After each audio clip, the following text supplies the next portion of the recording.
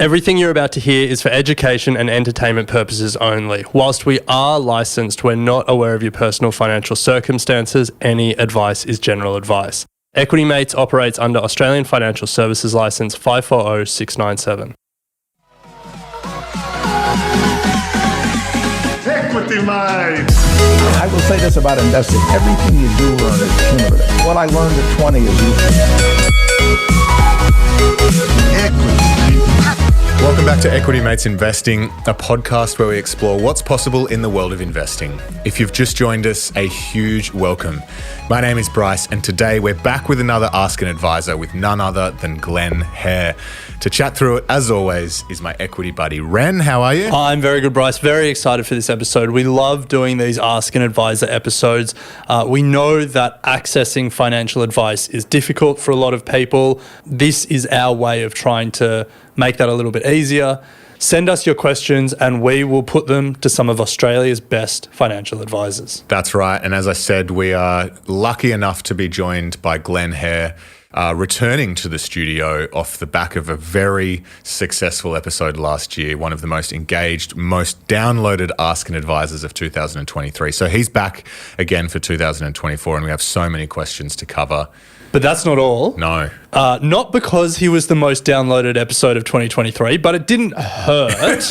But we've asked Glen to join us for our first live event of 2024. Yeah. We're taking this Ask an Advisor concept and we're taking it on the road. It's been great to get your questions and ask advisors. We think it will be even better to cut us out as the middlemen and let you ask the advisors directly. It's going to be such an easy night for us. And so that's what we'll be doing on the 10th of April at the Chauvel Cinema in Sydney. If you're free and you have a question that you want asked, come and join us. It'll be a great night. It'll be a lot of fun. We're all going to learn a lot.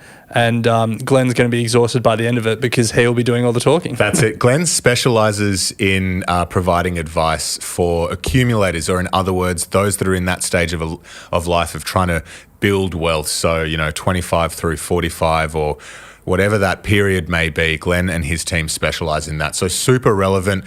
You'll find through this conversation today that he brings a lot of case studies and real life examples of the work that he's doing as well. So can't wait. It's going to be awesome. equitymates.com/events. Grab your ticket. They are selling fast. It's only a matter of days away. All right. Well, with that said, let's get to our conversation with Glen Hare, the co-founder of Fox Hare.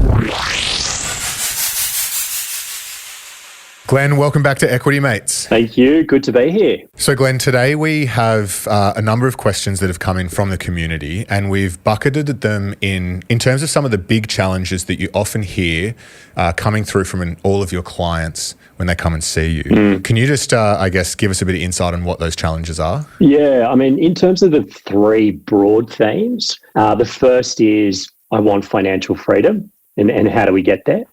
The second is, I'm on the property ladder and I want to understand how do I kind of upgrade from an apartment to a house, or even taking a step back from that, how do I get on the property ladder when property is so expensive across all major cities around Australia?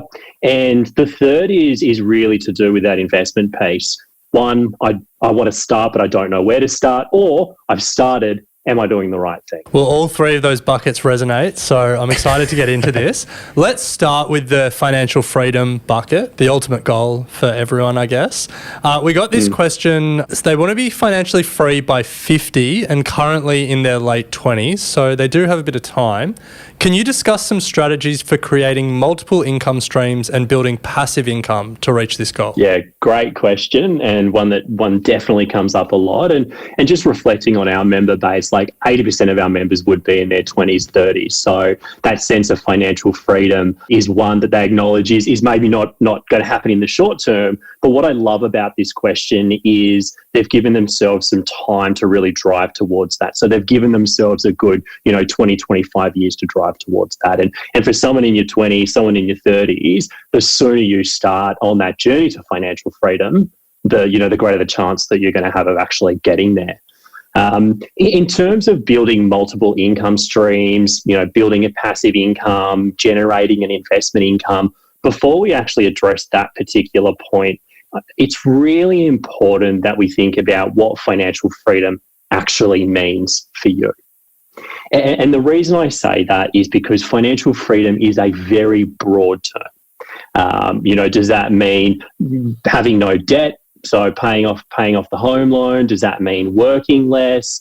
Does that mean potentially working the same amount but earning less in more purpose-driven work? So financial freedom is really, really different. So before embarking on any investment journey, it's important we have a good understanding in terms of what it is we're actually driving towards. And I'd argue that the passive income or the multiple income streams is just an enabler to give us that sense of freedom. But if we don't know what it is we're actually driving towards, it's going to be very hard to gauge whether we're on or off track.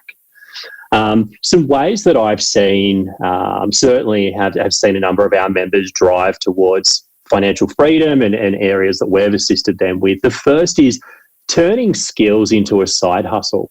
So for those that, potentially writers, content creators, photographers, etc., they might have the day job, but go out there, earn a little bit of extra cash on the side, through freelancing or consulting type work. And that can be a really powerful way to build wealth beyond the day job. And often it's work that people tend to typically enjoy more than the day job. Think about the sharing economy. So an example of that would be Airbnb or car share. If you're living in a city and you've got a car and you're not using it Monday to Friday, rent it out. Like there's plenty of platforms out there that will enable you to get additional passive income through when you're not even being inconvenienced by it. The Airbnb one is something that I personally use. So my partner and I, a number of years ago now, lived in Coogee in the eastern suburbs of Sydney. We had a 2-bedroom apartment and we rented out the spare bedroom.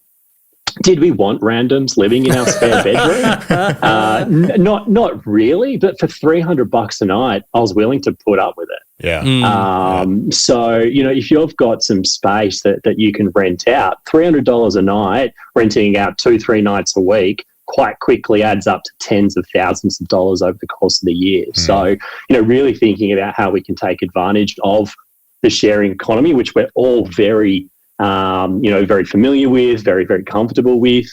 And then there's, I was going to say the more traditional, but I guess another way to rephrase that is the areas that we specifically help our members with. And that's, building out a, really healthy stock portfolio so that we're seeing growth in those investments. We're also seeing dividends or distributions off the back of those portfolios. Acknowledging that with a stock portfolio, you might be thinking, that sounds, really big and audacious. One of the biggest draw cards, certainly for me and working with our members to the stock market, is you can start small, right? Like if you're in your 20s and you're putting away a couple of $100 a week or a couple of $100 a month, the compounding impact driving towards that financial freedom in your 50s is going to be massive. And then the one that often comes to mind when people think about investment or passive income is property. So buying an investment property, paying down their mortgage and inevitably being able to utilise that rental income to potentially work less or do more purpose-aligned work, which may come at a pay cut. Now, reading this question and just thinking about this scenario, and it definitely resonates with me. Late 20s, well, I'm now early 30s. Late 20s. But I was in my late 20s when I started investing and thinking about financial freedom and building choice and all of those things. I think it's a very common scenario for people to feel, they're just enough into their working life that they realise they don't want to do it forever. But they're also not at the point where life really happens. Kids happen, potentially school fees happen, parents get sick, all of that stuff that sort of interrupts the best laid plans. So when you're talking to a client who's in their late 20s or early 30s and hasn't had all these sort of left and right turns and speed bumps and they're talking about being financially free in their 50s, How do you get them to start thinking about, I guess, the resiliency of that plan and, making sure that plan accounts for like all the uncertainty of life in those coming decades? With our members, it's around projections.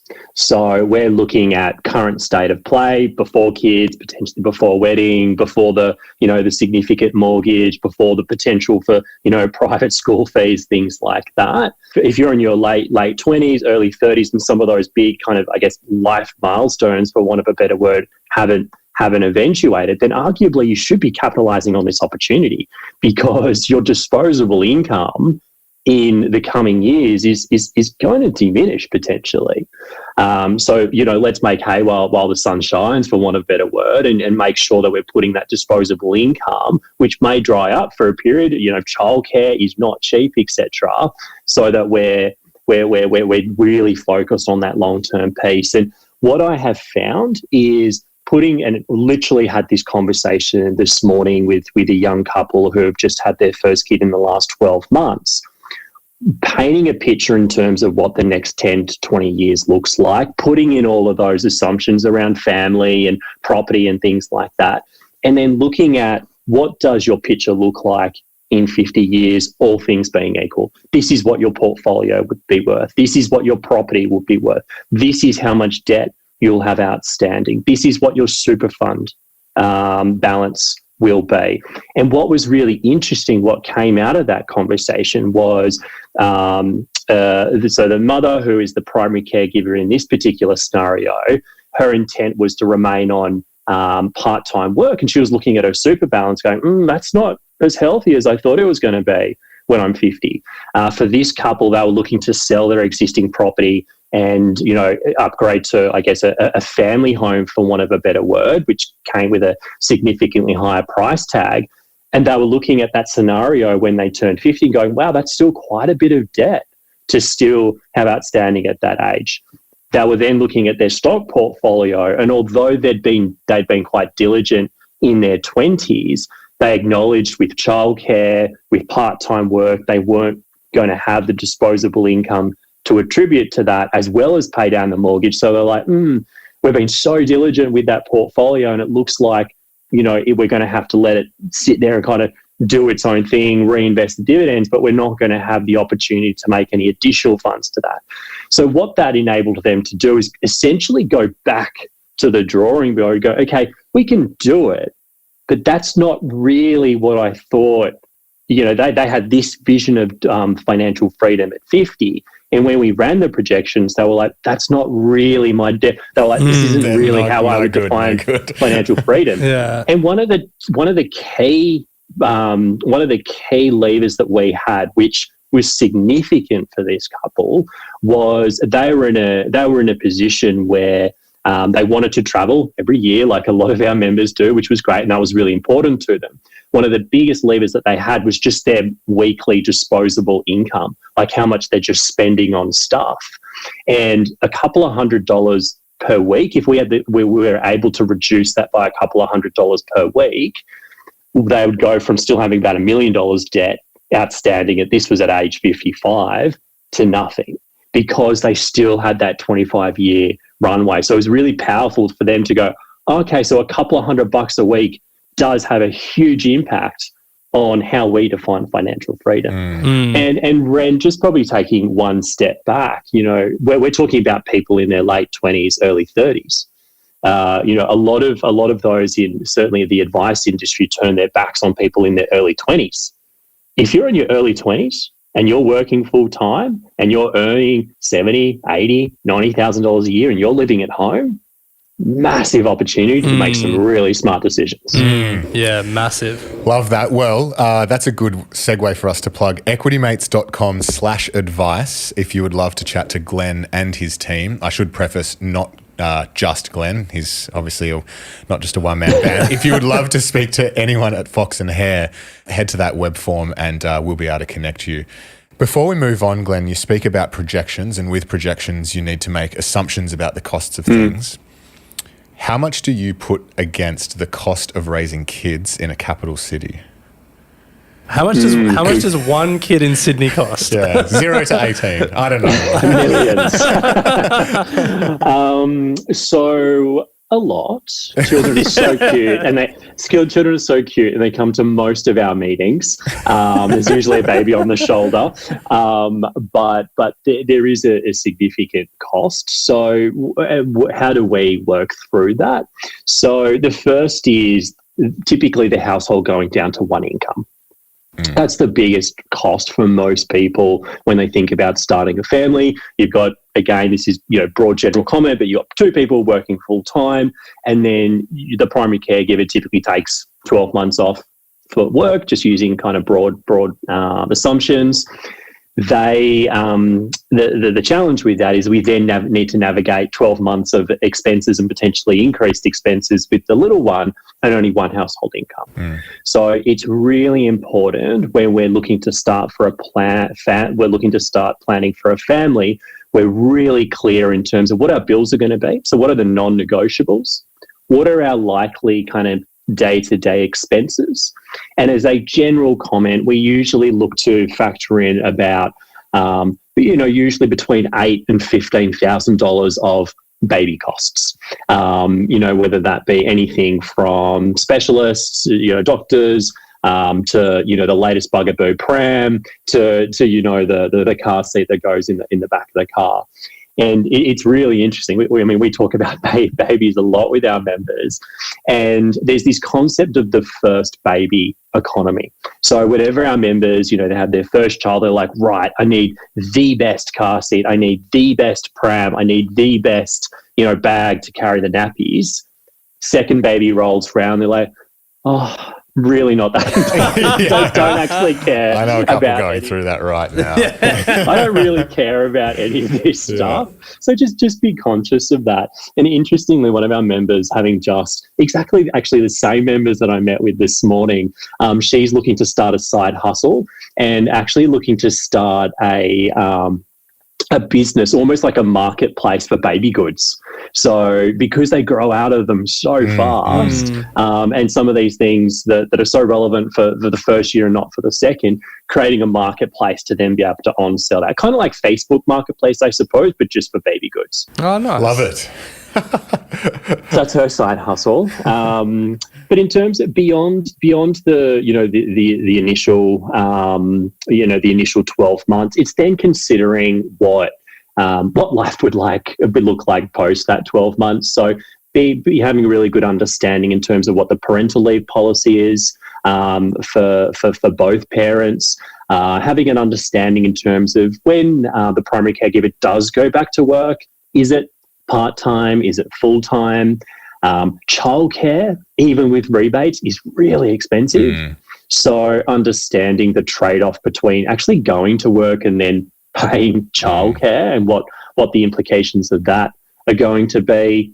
And what we see over the first 3, 4, 5 years of starting a family is cash flow is usually pretty tight as the household kind of settles down into the new norm. And then the little one, if going to public school, goes out of childcare to public school 5 days a week. And then we see the disposable income skyrocket back up again. And then there's a conversation to be had. What are we doing with the $10,000, $20,000, $30,000 every single year that we're pumping into childcare? What do we now do with that? And then high school comes along, and then we have a similar conversation around private school versus public. And the costs are high, particularly around high school as well. Some of our members, we actually have investment strategies set up for them before they even conceive their first child. Wow. So if they're adamant that they want to send their kid to, the private school that they went to, or they want at least the option to be able to do that, we're putting often into market-linked investment, so in the stock market, given if we're starting pre-baby to high school, we've got a good 10, 12-year runway. We're looking at those higher growth strategies to give us the best possible chance to pay the school fees when they eventuate, as opposed to getting to that point going, shit, this is a lot of money, and then just redrawing on the mortgage that we've just been so diligently paying down for the last 10 years. Yeah. Nice. Well, far out. Yeah. That's probably a good time to turn to investment and portfolio questions, because we got a few of them. And this first one I quite liked. So the question was, they say 30% of my salary is roughly what should be spent on housing. Generally speaking, what percentage of my income should I be aiming to save and invest per month? Can I be a bit cheeky? Please. Why did you like this question? Well, I think... It's one of those rule of thumbs. Yeah, there's so much spoken about this 30% for housing, which, living in Sydney, I think is just bull. Like, no one sticks to that. But we don't really speak about any of the other, I guess, percentage weightings in a model personal finance budget. And I know it's because it's how long's a piece of string, and everyone gets paid different things, and what you save and invest is really a function of all the other buckets and how much you have to spend on necessities. But the 30% is a goal. Should there be a goal for this bucket as well? I'm not into percentages. I think percentages are just super generic. Percentages are, I guess, to elaborate, percentages aren't a bad place to start. It's a very broad, 30%, a third of your income, that feels right. I don't really know why, but that feels okay. But I'm more interested in, well, what are we actually trying to achieve? So, and what I mean by that is some of our members have aspirations to, buy an apartment. If we're talking about Sydney or even Melbourne, we're going to have to drop $6, $7, $8 million, $800, $1 million on an apartment. And that may be home for a period, but then maybe they want to travel the world for the next 5 years. So, it's more around understanding what is the goal, what is the objective. So if, for some of our members, the goal is to have a family home in Sydney, and if they want to have 2-3 kids with land, like, the reality is they're going to have to put far more than 30% of their salary into this one investment. And if that's what they want to do and that's what's really important to them, then that's what they should do. But if we're looking at a different scenario and someone wants a greater degree of flexibility, they don't want to be, they want to have a home base, but they don't want it to be, everything. They want to still be able to, travel and, maybe they'll rent it out for a period and move around. Then arguably, maybe that 30% is much more appropriate. So they've got more of their salary to do other things with. And that's not just spending on travel, as nice as that might be, but that may be putting it into more, I guess, liquid style investments, or more, such as investing in the stock market, such as putting it in a high interest savings account. So it's at call and there's that greater degree of flexibility. Because if I come back to that scenario and I think about, the 20-year-old talking about, the late 20s talking about financial freedom, they're probably not driving towards their forever home. Certainly if, again, we're looking at some of the major cities, it's going to be a stepping stone. And they probably want to do that because they want a degree of flexibility when going into that strategy. They don't want to put all of their eggs in one basket and then never be able to, have a European summer again. So, Glenn, the next question that's come through is around super. It says, if our super is falling behind the benchmark for where it should be for our age group, should we salary sacrifice until we make it back to that benchmark? After which point we'd stop salary sacrificing to focus on other debts like mortgage until we have spare cash we want to voluntarily put into super again. This is also assuming investments we make outside of super is not specific for retirement. So just before we get into the strategies there, Glenn, maybe if you can just comment on the concept of benchmarking super for a particular age group. Is that something that you believe in, and where do you find them as well? Yeah. Interesting. I went to exact same. Out of all of the words, it was quite a big question. Benchmark is the one that I stuck on because I was quite interested to probably understand what are they actually benchmarking against. And you're right, like for different age groups, it's going to mean different things to different people. But if we look at some of the numbers, and these are some really high level numbers, but for someone to retire at 65 and give them what is classed as, I suppose, a comfortable retirement, they need about 600 grand in retirement savings. For someone, for a couple, it's probably about $700,000 for a comfortable retirement. And what do I mean by a comfortable retirement? So it's a modest retirement. So it's really, an annual domestic trip, an annual domestic trip to kind of see family and friends. And this particular definition is one overseas trip every 7 years. All right. So again, thinking about our member base, they're doing a lot more than one overseas trip every 7 years. And that's a huge goal, and it's really important to them. So, if we're looking at our supers and we're not on track to hit 600 or 700, then by age 65, it's going to be, I guess, more modest than that. And this is also assuming you own your own home, right? So this is, we've bought a property, we've paid off the debt, and we're not paying rent. The other thing that stood out to me when you were talking through the question is, why is their super falling behind? So, and there's a couple of reasons for that. So potentially lower income, type work, time overseas is a big one that I see certainly through our member base. If they're overseas for 2, 3, 4, 5 years, not contributing to super, that can have a fairly significant compounding impact. Time out of work for any reason, so being made redundant or time off to start a family is another one. The other is simply performance. Like, what is your fund? How is your fund actually performing, and what fees are they charging you? We're going to go to the effort of salary sacrificing, like putting more money into super to try and catch up. It's really important that we understand what we're putting our money in and what we're investing in and what fees we're going to be charged when we put that additional money in. Like salary sacrificing, super tax efficient. I love the fact that, this individual's thinking about that, but don't just put money in a fund blindly, even if it is, whether you wouldn't do that if it was in your personal name. So don't do it if it's your super fund as well.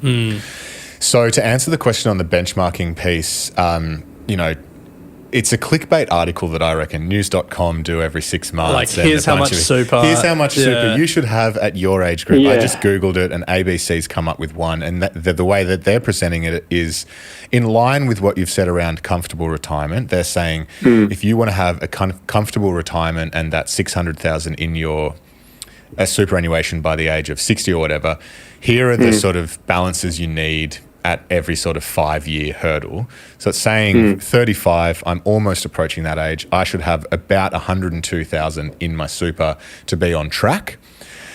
I guess from your point of view, Glenn, A, is it worth looking at these numbers? And B, if I have 60,000 in my super instead of 102,000, should I be freaking out and going, I'm not on track, I need to bulk this up as fast as possible going into my 35? Do you know what I mean? Yeah, totally. And so should you be looking at these numbers? Yes. But, even, in line with the 30% on property, think about what a comfortable retirement means to you. So if the target is $600,000 to have a comfortable retirement, which is defined by an annual domestic trip and an overseas trip every 7 years, and that's your definition, and your house and home is completely paid off, and that's your definition of a comfortable retirement, then that figure is going to mean a lot more than someone that wants to do Europe every second year. Yeah. And the other thing is, should you be freaking out? No. If you're 35, you've got so much time on your side, but don't do what most people do and wait until they're 5 to 10 years from retirement. And super is the fundamental reason why most people seek financial advice in Australia. Like, the average age of an advised client is 58, because they get to 58 and then they freak out. And good. And you probably, I'm not saying freak out. That's definitely not the intention. But the runway to that comfortable retirement is a lot shorter than when you're sitting here at 35. So be diligent about it. Don't freak out, but think about, okay, well, how can we make some small incremental changes in our life today to give us a greater chance of achieving what we believe is comfortable? But again, I circle back to my comment, don't just salary sacrifice blindly because an article told you it can be really tax effective and save you lots of money in tax. It can be tax effective. I'm not saying it can't. It's a very tax effective strategy. But when you're putting that money in, you're still investing it. So understand what you're investing in. Well, Glen, I think that's a good point to remind people that if they want to speak to you or your team and get some professional advice, they should go to equitymates.com/advice, fill out the form, and we can put you in touch with a team at Fox Hare.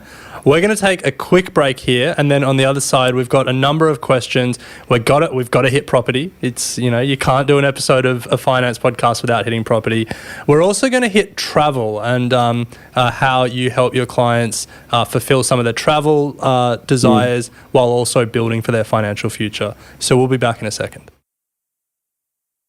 Welcome back to Equity Mates. We're speaking with Glen Hare. Glen, we've covered a lot so far. We've always got more questions than we have time to cover. So I want to move to one on travel and how we can still sort of build for our financial future. So we got one question. All of my friends are going to London for 2 to 3 years. I want to do the same, but I also want to own a home in Australia. Can you discuss strategies for balancing these aspirations financially? Great question. And actually, I was having a chat to a journo at the AFR a couple of weeks ago about this specific scenario. So in short, you can do both, but you've got to have a plan. So what I mean by that is what I have observed is people go over to London or the States or Hong Kong or whatever it may be. They do 2-3 years overseas. They come back and they're in the same financial position they were when they left. So they're leaving in their late 20s, coming back in their early 30s, like, okay, I'm still where I was. When you're overseas, what's really important is have a really good time. Like if you're in London, you're the gateway to Europe. Get it out of your system. I'm sure I've actually all got it completely out of my system. But anyway, that's another conversation. Head to Ibiza, get to Mallorca, make sure you swing by Mykonos, but don't forget about when you come home. Right. So if you're planning on the stay is 3 years time and you want to come back and you want to buy your first home in Australia and you reckon it's going to cost you about $1 million and you think you're going to need, $100,000 to $200,000, and I'm just using really broad numbers as a deposit, make sure when you're over there, you've got a strategy to send money back home so that when you come back, that deposit is there. So don't lose the discipline around that regular savings piece. And also sending money back on a regular basis has two kind of key impacts. First, it quarantines the money to some extent. So you're bringing it back. It's out of sight. It's out of mind. We're saving $2,000-$3,000, whatever it may be, on a monthly basis to drive towards that goal. The second is from an FX perspective. So you're almost hedging your bets to some extent. So if you're over in London saving pound, and then in 3 years' time you bring back $100,000, you're transferring your £50,000 to $100,000.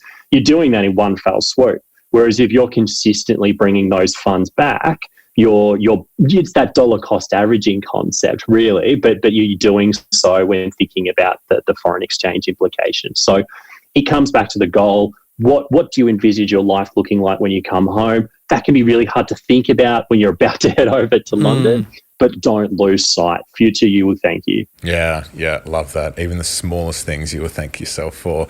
Now, Glen, as Ren said, we can't get through an episode without touching on property. And there are a couple of questions around affordability and feeling stressed about not being able to get into the market as first home owners, particularly in capital cities. So what are some things that you generally need to put in place if you do have the goal of owning a home, and I guess what are the financial considerations to think about when buying your first property, particularly in, expensive capital cities? Yeah. So property naturally comes up a lot in our conversations. I was super chuffed. One of our members I've been working with for probably about 2.5 years, she reached out to us with about $40,000 of bad debt, credit card, personal loans, things like that. And a couple of weeks ago, she settled on her first property, Nice. two-bedroom apartment in Bondi. So no small feat. What she had was a plan, and she had a really clear goal, and we took away all of the noise. And I'm not in denial about the fact that buying property in any capital Sydney, and we work with people all across Australia, is really bloody hard. It's really hard. But I don't want people to be, put off by all of the clickbait and the headlines that you see around you can't do it. You can. We may need to taper expectations. It might not be the forever home, right off the bat. It could be, it could be an investment property as a starting point to kind of build that momentum. It might be a small apartment, which in 5 years we then, have aspirations to upgrade to a bigger property. You can do it. You just need to be really clear on what those goalposts look like and then work backwards from that. So going into to this question and going, I want to buy my first property, the first thing I'd work through is, what does that look like? So is it an apartment? Is it a house? Is it an investment? Is it one you're living in? What is the rough guide around what you're looking to spend? And then get really clear on cash flow. So what I mean by that is, if you're looking to purchase, I'm just using, again, round numbers, $1 million property, and we want to work towards a 10% deposit, so we're comfortable that we might have to pay a little bit of lender's mortgage insurance, and I won't go down that rabbit hole, but we need $100,000. Then if we're putting away $2,000 every single month consistently, then in 4 years' time, we'll be buying that $1 million apartment. Okay, so be clear on what the goal is and then work backwards from that. If you're just saving whatever's left over at the end of each month in an account that's called the house deposit, which you often then dip into for 100%. New TV, European vacations, things like that, then that's gonna put that goal back. If you quarantine that money, you put the $2,000 in, and you leave that aside, and you've got a separate account for that lifestyle, bigger ticket item discretionary spend, that's going to give you that understanding in terms of when you're going to be there. Yeah. I think I set up my house deposit fund savings account in my first week of uni.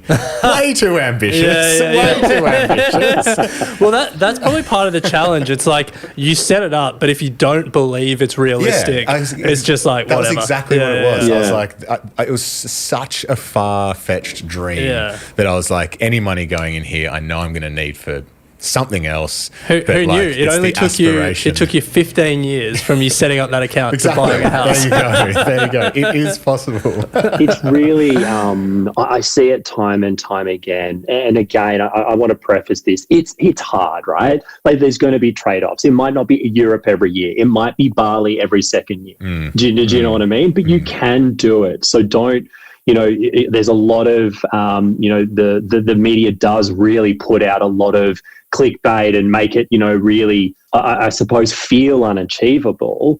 But if you don't know what it is you're trying to achieve, then how do you know whether it's achievable or not? Yeah. It's so funny you say that example. Last year, Harriet, my wife, and I went to Europe for 5 weeks in July.